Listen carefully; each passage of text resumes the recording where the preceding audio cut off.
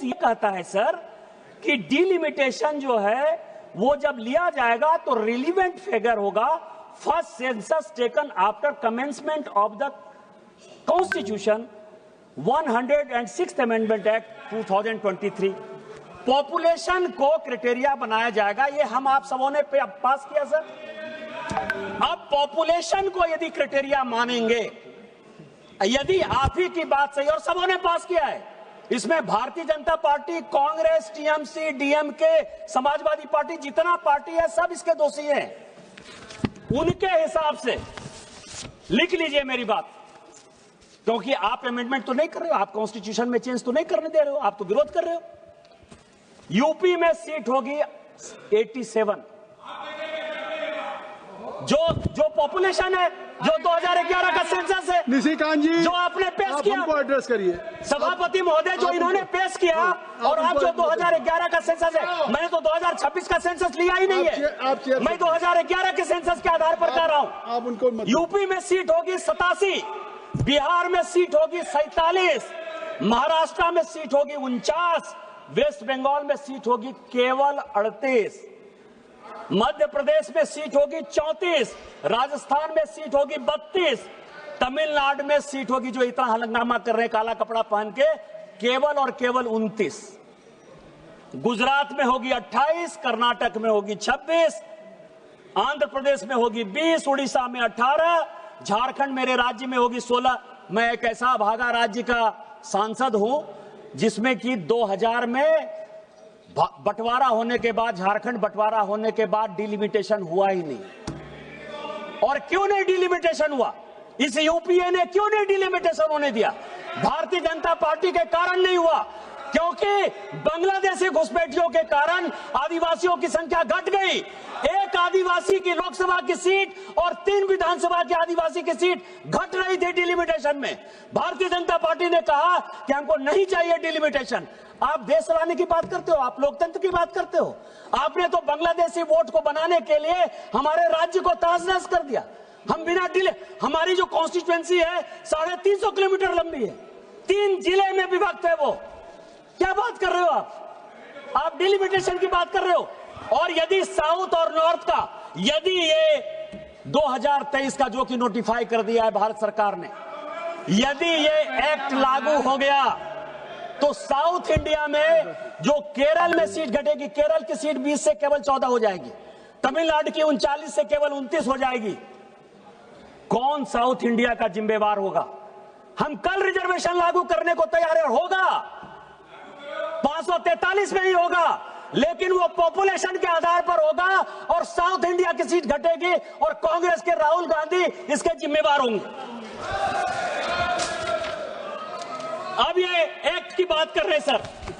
अभी इन्होंने कहा, अभी बहुत लोगों ने कहा सर कि आपने 815 का फिगर कहां से ले आए, 816 का फिगर कैसे ले आए।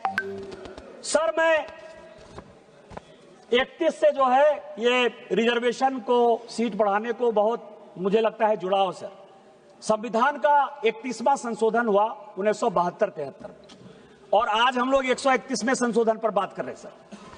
ये 1973 का, जिसको कि अभी बड़ी लंबी चौड़ी भाषण देके गए कि इंदिरा जी ने जो है देश के लिए बहुत बड़ा काम कर दिया और उन्होंने फ्रीज कर दिया।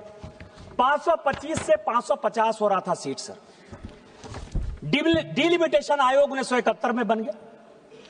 डिलिमिटेशन आयोग ने कहा, और उसके पहले की एक और कहानी है सर कि 1952 में जब डिलिमिटेशन आयोग बना तो डिलिमिटेशन आयोग ने कहा कि इस तरह से हम किसी भी एरिया का परिसीमन नहीं कर सकते।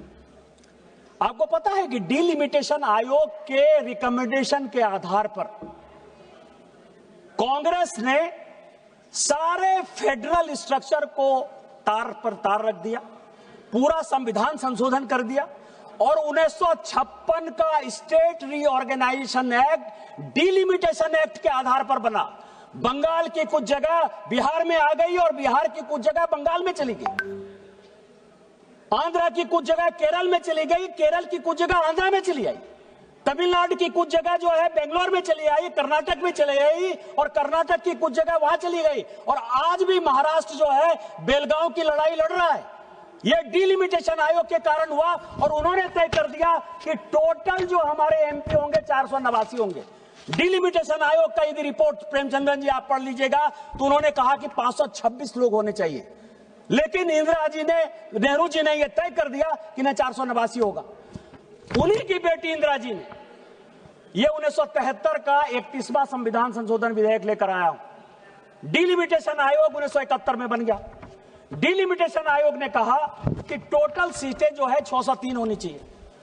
उन्होंने कहा तुम कौन तय करने वाले थे? अभी बड़ा एकदम ट्रांसपेरेंसी की बात कर रहे थे कि आप तो अपना जज बना लेंगे, आप अपना एमपी बना लेंगे। मुझे लगता है कि 1952 से लेके ये जो है पूरा लीडर ऑफ द अपोजिशन से पूछकर जो है अपना आयोग बनाते रहे। उन्होंने कहा संविधान संशोधन करके कि नहीं, 525 से 585 सीट होगा। और उन्होंने तय कर दिया कि उत्तर प्रदेश में कितनी सीट होगी, मध्य प्रदेश में कितनी सीट होगी, गुजरात में कितनी सीट होगी, महाराष्ट्र में कितनी सीट होगी। सर ये तय कर दिया। आज आप हमको भाषण देने की बात कर रहे हो।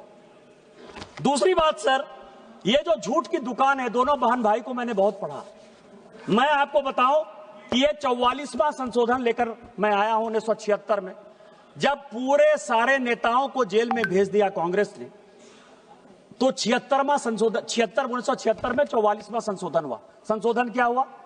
लोकसभा 6 साल के लिए, और प्रेएम्बल में संविधान, बस 2 मिनट में खत्म कर रहा हूं, और प्रेएम्बल में सेकुलर शब्द और सोशलिस्ट शब्द जोड़ दिया उन्होंने। उसका भाषण देते हुए श्रीमती गांधी ने कहा कि माइनॉरिटी के लिए हम 1920-21 से लड़ रहे हैं, और जिस मोतीलाल नेहरू कमेटी की रिपोर्ट उन्होंने कही 1929 की 1930 की जो रिपोर्ट है, उसको इसमें जो है खूब उन्होंने कोट किया। सर उन्होंने कहा कि मोतीलाल नेहरू ने मुसलमानों को प्रोटेक्शन देने के लिए fundamental duties and fundamental rights जो है कांग्रेस वर्किंग कमेटी में 1929 में, 1930 में, 1931 में, 1932 में पास किया।